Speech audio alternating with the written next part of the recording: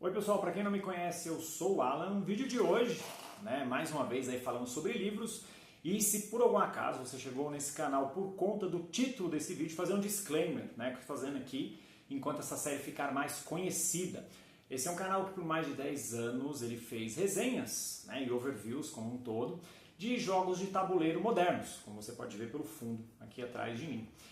E eu desisti do canal durante um tempo e decidi voltar para falar de uma das maiores paixões que eu tenho na vida, que é justamente literatura. Eu adoro ler.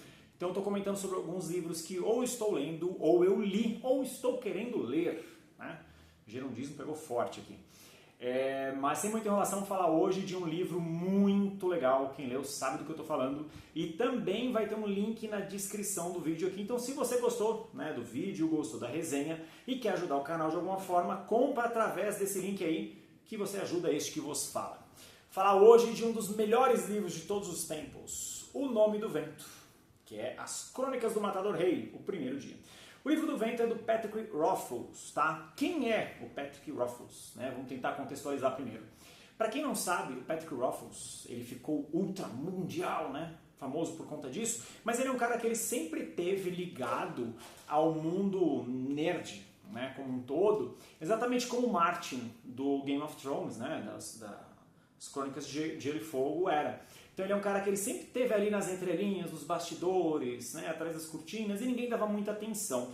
Mas ele é um cara que ele já trabalhou com RPG, por exemplo, trabalhou com muitas coisas relacionadas ao tema.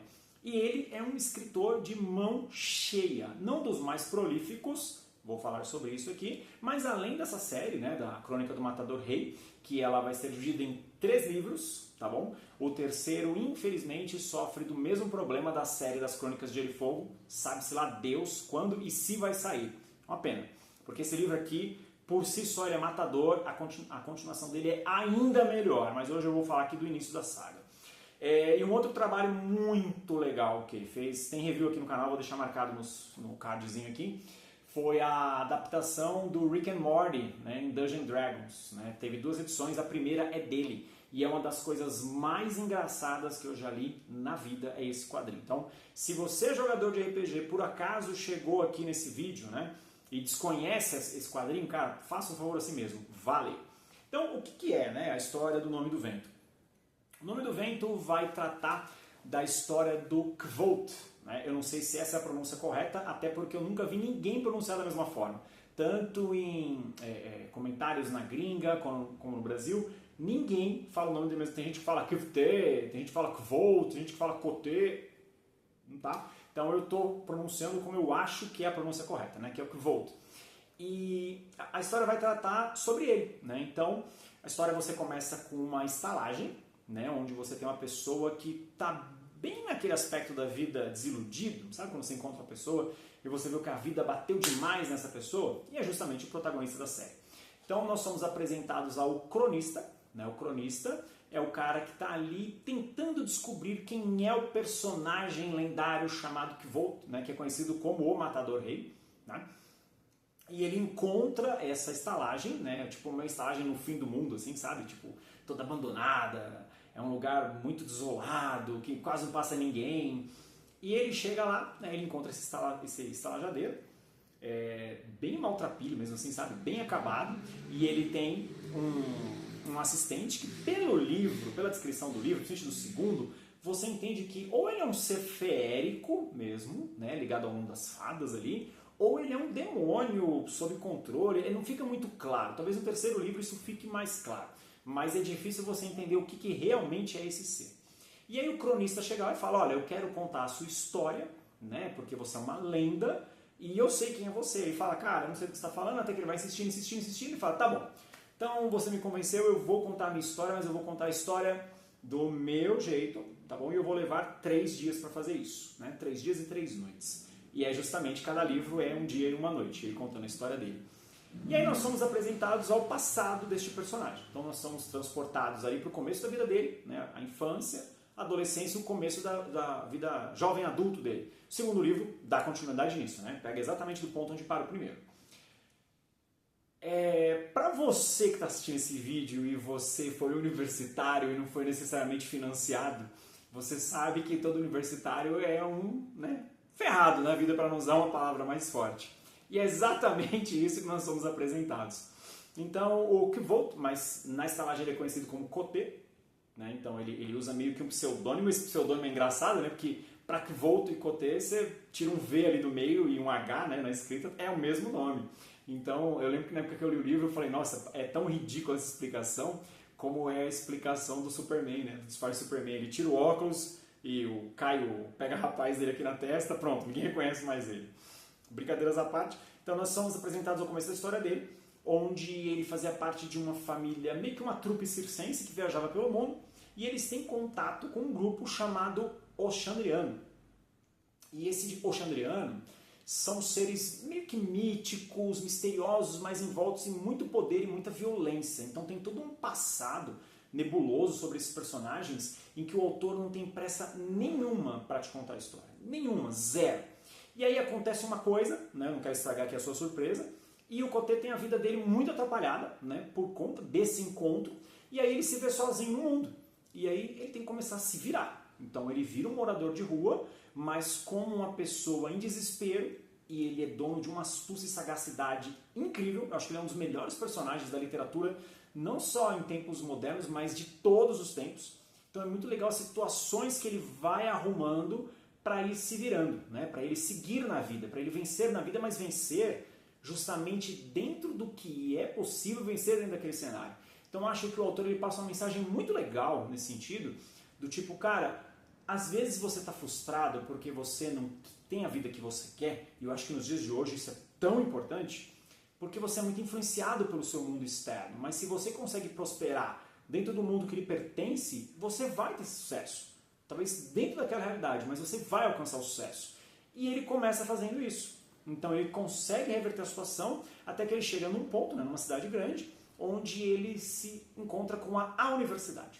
A universidade é um local onde formam-se magos, né? E ele tem um talento natural muito grande para alguns aspectos da magia, outros nem tanto. Mas acho que o maior talento dele é justamente o de cantar, o de falar. E ele é um músico nato, até porque ele vivia numa trupe.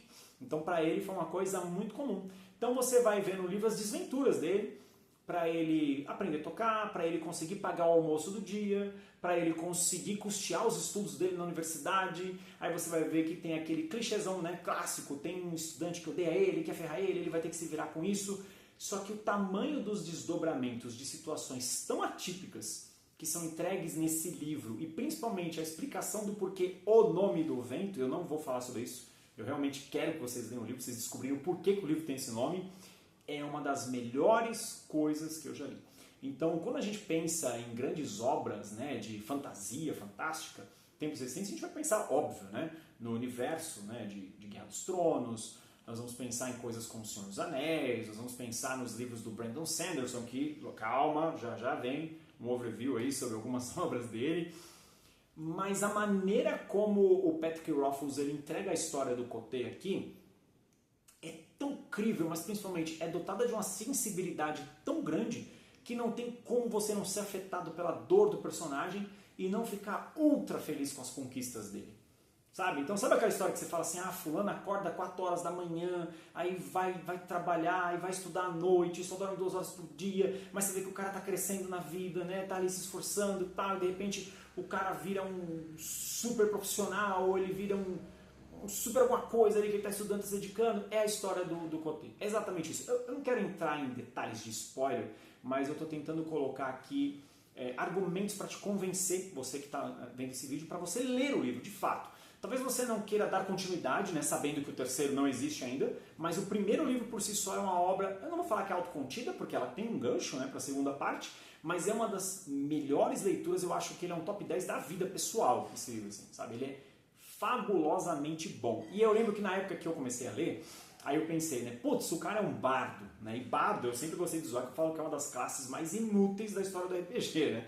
Qual é a função do bardo? Tá lá o guerreiro com o machadão, o mago fazendo os cantrips dele, o ladino lá todo misterioso e o mago tá lá. E... desculpa fãs de bardos, mas até no Rick and Morty and Dungeons & Dragons o Patrick Rothfuss faz uma piada com isso que eu tô falando, eu acho que é proposital para zoar o próprio livro dele. Mas o bardo, eu acho que ele sempre foi uma classe, e eu tô falando do RPG, né? Sempre meio que deixa de lado ali, né? Ninguém quer uma pessoa com alaúde gritando no meio da batalha. Mas é legal quando você vê obras recentes como o Vox Machina, onde nós temos lá, né, o baixinho lá, que ele é um bardo, esqueci o nome dele, e ele faz coisas fantásticas com os poderes dele, então você fala, será que realmente tem algumas coisas boas aí, né? Será que o pessoal da arte, da cantoria não pode realmente se dar bem e ir além? Então essa é a proposta, ó, leitura fabulosa, por favor, leiam. E aí aproveitar, né, falar que a gente está aí falando do campo da música, falar brevemente sobre um jogo aqui que eu tive contato tempos recentes, que é o Bardwood Groove, tá? Bardwood Groove ele vem com um subtítulo aqui, A Floresta do Moleixo, esse nome é horroroso, e ele saiu aqui pela Mosaico, né? Então ele vem aqui, ó, Os Espíritos dos Cinco Reinos. Ele é um jogo do Carl Val Ostrom e a arte do Demico. Demico, todo mundo conhece, né? Ele é autor de várias coisas, autor do belíssimo Endless Winter, eu adoro a arte dele nesse jogo, mas tem a arte dele no Imperium aqui, não sei, acho que não aparece no vídeo, acho que tá fora da câmera, mas ele é um cara de mão cheia, então assim, tem a arte dele, eu sempre olho. Então no Bardwood Groove, a ideia do jogo é que os jogadores são justamente isso, bardos, e eles vão ter um sandbox no tabuleiro aqui, onde eles vão ficar andando, preparando suas músicas, preparando suas cantorias e coletando os pontos aqui pela floresta. Esse é um jogo que é um deck building bem diferentão, assim, bem fora da curva, foi isso que me chamou a atenção dele, fora a produção dele, que ele saiu no Brasil com uma produção muito legal, assim, sabe, tipo over mesmo, mas ele é um jogo que ele se propõe a entregar uma experiência diferente dentro de uma mecânica, eu vou usar cansada, bem com cuidado aqui, tá, porque deck building é uma das minhas mecânicas favoritas, dentro de uma mecânica já cansada, e eu gosto quando o cara faz isso, né, o Imperium, por exemplo, eu gostei tanto dele justamente por isso, porque ele faz um civ game dentro de um deck build. Eu falei, nossa, que doido, que louco isso, é por isso que eu gostei tanto do jogo. E aqui é a mesma coisa, né? O designer aqui ele se propõe a entregar uma experiência de sandbox com um deck build onde você tem que cantar e aí você tem que ir construindo ali os seus instrumentos, suas canções. Cara, é muito legal a ideia. Ele é um jogo muito diferente. O único senão que eu tenho com esse jogo aqui, de fato, né, seria a iconografia dele. Eu não acho ela legal, eu acho ela bem perdida, assim, sabe? Eu acho que ela é até meio desnecessária em alguns momentos, mas e eu acho também que falta um player edge aqui, tá? Eu acho que faltou, assim, é bem sensível com um player edge. Então ele tem um baita tabuleiro grandão, tá vendo? Tabuleiro lindo, lindo, lindo. Esse jogo ele é todo bonito, cara. Ele é todo bonito. E aí a produção dele também é uma das mais bonitas que eu já vi aqui em tempos recentes. Então aqui você vai ter os tabuleiros dos jogadores. Tem muita coisa aqui, eu não vou pegar, nem vou usar para pegar tudo. Essa versão que eu estou apresentando, ela tem todos os componentes premium lá do Kickstarter, moeda de metal, tá tudo lindão aqui. É para você que está procurando sempre um jogo. Isso, parabéns, derrubei tudo no chão. Está procurando um jogo com produção legal, mas principalmente uma mecânica diferentona. Eu acho que esse jogo, ele pode ser ótimo aí para você colocar nas suas próximas jogatinas aí. Então se você tem algum amigo que tem esse jogo e você gosta de deck building, gosta da experiência de sandbox, fica a recomendação, beleza? Então, ó, o objetivo do vídeo de hoje, né, principalmente, falar um pouco do jogo aqui, mas convencer vocês a lerem O Nome do Vento. Espero mesmo que vocês leiam esse livro, tá? E se tiverem aí com tempo e disposição, leiam a sequência que é tão bom quanto. Críticas, comentários, sugestões, sempre bem-vindos. Aquele abraço. Tchau, tchau.